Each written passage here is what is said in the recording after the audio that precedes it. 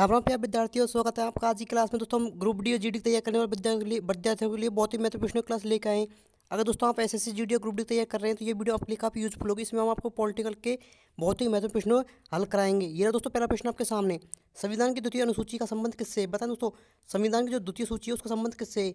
नए राज्यों के निर्माण से, महत्वपूर्ण पद अधिकारियों के वेतन एवं भत्तों से, संसद से, या फिर राष्ट्रपति चुनाव से? दोस्तों, संविधान की जो दूसरी अनुसूची है, द्वितीय अनुसूची है, उसमें महत्वपूर्ण पद एवं अधिकारियों को वेतन एवं भत्तों से संबंधित प्रावधान दिए गए हैं। ऑप्शन 20 का सही आंसर होगा। किस अनुसूची में 22 भाषाओं को मान्यता दी गई है? बताएं दोस्तों, कौन सी अनुसूची है जिसमें 22 भाषाओं को मान्यता दी गई है? 7वीं, छठी, 8वीं या फिर पहली? दोस्तों, 8वीं जो अनुसूची है इसमें 22 भाषाओं को मान्यता दी गई है। ऑप्शन सी 8वीं अनुसूची इसका सही आंसर होगा। किस राज्य के संविधान में छठी अनुसूची लागू नहीं होता है? बता दोस्तों, ऐसा कौन सा संविधान है, ऐसा कौन सा राज्य जहाँ पर छठी अनुसूची का जो प्रावधान है वो लागू नहीं होते हैं? मणिपुर, मिजोरम, नागालैंड, फिर मेघालय? तो दोस्तों, मणिपुर और जो नागालैंड है यहाँ पर छठी अनुसूची जो प्रावधान है वो यहाँ पे लागू नहीं होते हैं। ए और सी इसका सही आंसर होगा। किस संशोधन द्वारा भारतीय संविधान की 9वीं अनुसूची परिवर्तित हुई है? बता दोस्तों, ऐसा कौन सा संशोधन किया गया था जब 9वीं अनुसूची में परिवर्तन किया गया? द्वितीय संशोधन द्वारा, तृतीय संशोधन द्वारा, चौथे संशोधन द्वारा, या फिर प्रथम संशोधन द्वारा? दोस्तों, 9वीं अनुसूची में जो है प्रथम संशोधन द्वारा जो है परिवर्तन किया गया है। ऑप्शन डी इसका सही आंसर होगा। बताएं दोस्तों, किस आर्टिकल के अंतर्गत उपराष्ट्रपति पद की व्यवस्था की गई है? आर्टिकल 61, 63, 65, फिर 67? दोस्तों, उपराष्ट्रपति जो पद है इसकी जो है व्यवस्था जो है व्याख्या जो है आर्टिकल 63 में की गई है। ऑप्शन 20 का सही आंसर होगा। वित्तीय आपातकाल की घोषणा किस आर्टिकल के अंतर्गत की जाती है? 352 के, 356 के तहत, 360 के तहत, या फिर 370 के तहत? दोस्तों, जो आपातकाल की जो घोषणा होती है वो 360 के तहत की जाती है। आर्टिकल अनुच्छेद 360 के तहत आपातकाल की घोषणा की जाती है। दोस्तों, राष्ट्रीय पिछड़ा आयोग का गठन किस आर्टिकल के अंतर्गत किया जाता है? 340 के, 341 के, 257 या फिर 340 के? दोस्तों, राष्ट्रीय पिछड़ा आयोग का जो गठन है वो आर्टिकल 340 के अंतर्गत किया जाता है। ऑप्शन ए इसका सही आंसर होगा। ये रहा अगला प्रश्न आपके सामने। किस अनुसूची में केंद्र व राज्य के बीच शक्तियों का बंटवारा का वर्णन किया गया है? बता दोस्तों, ऐसी कौन सी अनुसूची है जिसमें केंद्र और राज्य की जो शक्ति है उनका बंटवारा का वर्णन किया गया है? द्वितीय अनुसूची, चौथी अनुसूची, 7वीं अनुसूची, या फिर 8वीं अनुसूची? दोस्तों, 7वीं जो अनुसूची है यहाँ पर केंद्र एवं राज्य की जो शक्ति है इनका बंटवारा किया गया है और उनका जिनका वर्णन 7वीं अनुसूची में मिलता है। यह दोस्तों अगला प्रश्न आपके सामने मैंने। संवर्ती सूची किस राज्य से संबंधित नहीं है? अरुणाचल प्रदेश से, त्रिपुरा से, बिहार से, या फिर जम्मू कश्मीर से? दोस्तों, संवर्ती जो सूची है वो जम्मू कश्मीर से संबंधित नहीं है। ऑप्शन डी जम्मू कश्मीर इसका सही आंसर होगा। बताएं दोस्तों, संविधान जिस समय लागू हुआ था उस समय संवर्ती सूची में कितने विषय थे? 49 विषय, 47 विषय, 51 विषय, या फिर 54 विषय? दोस्तों, जिस समय संविधान लागू हुआ था उस समय संवर्ती जो सूची है इसमें 47 विषय शामिल थे। ऑप्शन बी 47 विषय इसका सही आंसर होगा। मूलतः राज्य सूची में कितने विषय हैं? बताएं दोस्तों, मूलतः जो राज्य सूची है उसमें कितने विषय हैं? 66 विषय, 67 विषय, 69 विषय, या फिर 71 विषय? दोस्तों, मूलतः जो राज्य सूची है उसमें 66 विषय शामिल हैं। ऑप्शन ए 66 विषय इसका सही आंसर होगा। बताएं दोस्तों, जो संघ सूची है उसमें कितने विषय शामिल हैं? 99 विषय, 97 विषय, 101 विषय, या फिर 98 विषय? दोस्तों, इस प्रश्न का जवाब आप कमेंट करके बताएं कि संघ सूची में कितने विषय शामिल हैं। राज्यों में सीटों के आवंटन संबंधी प्रावधान कौन सी अनुसूची में है? दूसरी अनुसूची में, तीसरी अनुसूची में, 5वीं अनुसूची में, या फिर चौथी अनुसूची में? दोस्तों, राज्यों में सीटों को जो आवंटन होता है उनके प्रावधान जो है चौथी अनुसूची में, चौथी अनुसूची इसका ऑप्शन डी इसका सही आंसर होगा। बताएं दोस्तों, भारत में जो सर्वाधिक अनुसूचित जनजाति होती है अर्थात एसटी जो जाति होती है वो कहाँ निवास करती है?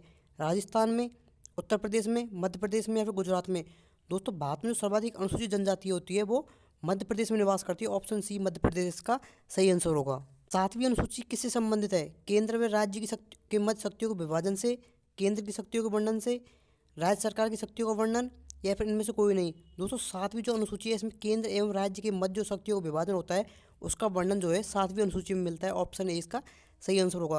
अगर दोस्तों आपको हमारी वीडियो अच्छी लग रही हो तो वीडियो को लाइक करें और चैनल को सब्सक्राइब करें, क्योंकि हम यहाँ पे group D, GD, SSC, CHS एवं सभी प्रतियोगी परीक्षाओं की तैयारी यहाँ पे आपको हम कराएंगे। बनाए जाते हैं वो उनका अधिकार किसके पास है? राज्य सरकार के पास, केंद्र सरकार के पास, राज्यसभा के पास, या फिर राज्य सरकार एवं केंद्र सरकार के पास?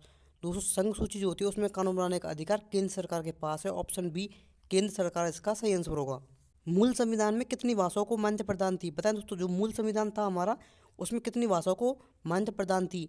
21 भाषाओं को, 22 को, 14 को, या फिर 27 भाषाओं को? दोस्तों, मूल संविधान में जो है 14 भाषाओं को मान्यता प्राप्त थी। ऑप्शन सी 14 भाषा इसका सही आंसर होगा।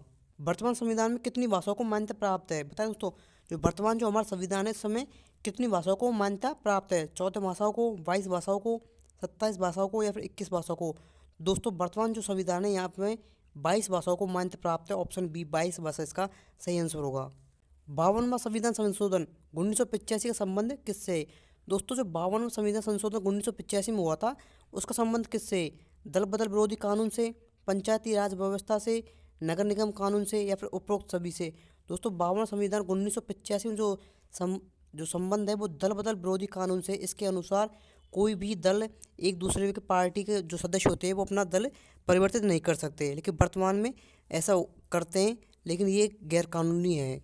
73वें संविधान संशोधन का संबंध किससे है? पंचायती राज व्यवस्था से, राज्य की नागरिकता से, विदेशी नागरिकता से, प्रत्यक्ष लोकतंत्र से? दोस्तों 73वें संविधान संशोधन जो है पंचायती राज व्यवस्था से। पंचायती राज व्यवस्था का जो वर्णन है वो 73वें संविधान संशोधन के बाद उसमें जोड़ा गया है। अब बताएं दोस्तों, आप ग्रुप डी और जीडी तैयार करें तो आप बताएं भाप इंजन का जो आविष्कार वो किसके द्वारा किया गया था? जेम्स बॉट के द्वारा, थॉमस न्यूकोमेन के द्वारा, जॉर्ज स्टीफेसन के द्वारा, रॉबर्ट फुल्टन के द्वारा? दोस्तों आप ग्रुप डी तैयार करें तो इसका आपको पता होगा भाप इंजन का आविष्कार किसके द्वारा किया गया था, किसके द्वारा किया गया था? दोस्तों इस प्रश्न का आंसर आप मुझे कमेंट करके बताएं कि भाप इंजन का आविष्कार किसके द्वारा किया गया। भारत में पहली रेल यात्रा कब शुरू हुई? 1853 में, 1860 में, 1880 में या फिर 1900 में? दोस्तों भारत में जो पहली रेल यात्रा है वो 1853 में स्टार्ट हुई थी। ऑप्शन ए 1853 इसका सही आंसर होगा। रेलवे की प्रमुख सुरक्षा एजेंसी का नाम क्या है? पता है दोस्तों, आप जीडी तैयार करें तो आपको पता होगा रेलवे की जो प्रमुख सुरक्षा एजेंसी है उसका नाम क्या है? RPF, CRPF, BSF, NCC? दोस्तों रेलवे की जो प्रमुख सुरक्षा एजेंसी होती है उसका नाम आरपीएफ है। ऑप्शन ए आरपीएफ इसका सही आंसर होगा। रेलवे पुलिस फोर्स इसका सही आंसर होगा। भारतीय रेलवे का मुख्यालय कहाँ स्थित है? नई दिल्ली में, मुंबई में, कोलकाता में या फिर चेन्नई में? दोस्तों भारतीय रेलवे का जो मुख्यालय है वो नई दिल्ली में स्थित है। ऑप्शन ए नई दिल्ली इसका सही आंसर होगा। भारतीय रेलवे में इलेक्ट्रिक इंजन का आविष्कार किसने किया? बताएं दोस्तों, भारतीय जो रेलवे में इलेक्ट्रिक जो इंजन लगाया जाता है उसका आविष्कार किसके द्वारा किया गया? जेम्स बॉट के द्वारा, थॉमस न्यूकोमन के द्वारा, वोल्टा के द्वारा, एमसी गॉडरेज के द्वारा? दोस्तों इलेक्ट्रिक जो इंजन का आविष्कार है वो वोल्टा के द्वारा किया गया था। ऑप्शन सी वोल्टा इसका सही आंसर होगा। और दोस्तों ये प्रश्न जो है ग्रुप डी में छपने वाला प्रश्न है। बताएं दोस्तों, रेल के जो इंजन से धुआं निकलता है उस प्रणाली को क्या कहते हैं, किस नाम से जाना जाता है? एग्जॉस्ट कहते हैं, इनटेक कहते हैं, कूलिंग कहते हैं या फिर इग्निशन कहते हैं? दोस्तों रेलवे के इंजन से जो धुआं निकलने की प्रणाली होती है उसे एग्जॉस्ट के नाम से जाना जाता है। ऑप्शन ए एग्जॉस्ट इसका सही आंसर होगा। भारतीय रेलवे का मुख्य उद्देश्य क्या है? यात्री सेवाएं, माल परिवहन, ए और बी दोनों, कृषि विकास? दोस्तों भारतीय रेलवे का जो उद्देश्य है वो यात्री सेवा के साथ साथ माल का परिवहन भी करना है, क्योंकि रेल यात्रा के द्वारा हम बहुत ही कम खर्च में एक स्थान से दूसरे स्थान पर अपने सामान को पहुंचा सकते हैं। तो ए और बी इसका सही आंसर होगा। सविनय अवज्ञा आंदोलन के दौरान महात्मा गांधी जी ने कौन से कानून को तोड़ा? नमक कानून को, राजस्व कर कानून को, प्रेस कानून को या फिर भूमि कर कानून को? दोस्तों अवज्ञा आंदोलन जो हुआ था उस समय महात्मा गांधी के द्वारा नमक कानून को तोड़ा गया था। ऑप्शन ए नमक कानून इसका सही आंसर होगा। गांधी इरविन समझौता कब हुआ? पता है दोस्तों, गांधी जो इरविन समझौता हुआ था वो किस सन में हुआ? 1929 में, 1930 में, 1931 में या फिर 1932 में? दोस्तों गांधी और इरविन का जो मध्य समझौता हुआ था वो 1931 में हुआ था। ऑप्शन सी 1931 इसका सही आंसर होगा। महात्मा गांधी ने पहला उपवास किस आंदोलन के समय रखा? बताएं दोस्तों, महात्मा गांधी द्वारा जो उपवास रखा गया था वो किस आंदोलन के समय रखा गया? खेड़ा आंदोलन के समय, चंपारण सत्याग्रह के समय, असहयोग आंदोलन के समय या फिर अहमदाबाद मील हड़ताल के समय? दोस्तों महात्मा गांधी के द्वारा जो भूख आंदोलन उपवास रखा गया था वो अहमदाबाद मील हड़ताल के समय रखा गया था। ऑप्शन डी इसका सही आंसर होगा। बताएं दोस्तों, प्रार्थना समाज के संस्थापक कौन थे? आत्माराम पांडुरंग, स्वामी दयानंद सरस्वती, राजा राम मोहन राय, स्वामी विवेकानंद? दोस्तों प्रार्थना जो समाज है उसके संस्थापक जो है आत्माराम पांडुरंग थे। ऑप्शन ए इसका सही आंसर होगा। भारत में केंद्रीय आलू अनुसंधान संस्था कहाँ स्थित है? शिमला में, हिमाचल प्रदेश में, हरियाणा में या फिर पंजाब में? दोस्तों जो केंद्रीय आलू अनुसंधान संस्था है वो शिमला में स्थित है। ऑप्शन ए शिमला इसका सही आंसर होगा। निम्नलिखित में कौन सा स्मारक दिल्ली में स्थित नहीं है? हुमायूं का मकबरा, इंडिया गेट, बुलंद दरवाज़ा, अलई दरवाज़ा? दोस्तों इस प्रश्न का आंसर भी आप सभी मुझे कमेंट करके बताएं कि दिल्ली में जो है कौन सा स्मारक इन चारों में से नहीं है।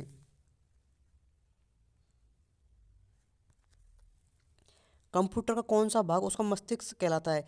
दोस्तों पता है कंप्यूटर का ऐसा कौन सा भाग है जिसे कंप्यूटर के मस्तिष्क के नाम से जाना जाता है? सीपीयू, मॉनिटर, हार्ड डिस्क या फिर रोम। दोस्तों सीपीयू जो होता है उसे कंप्यूटर के मस्तिष्क के नाम से जाना जाता है। ऑप्शन ए सीपीयू इसका सही आंसर होगा।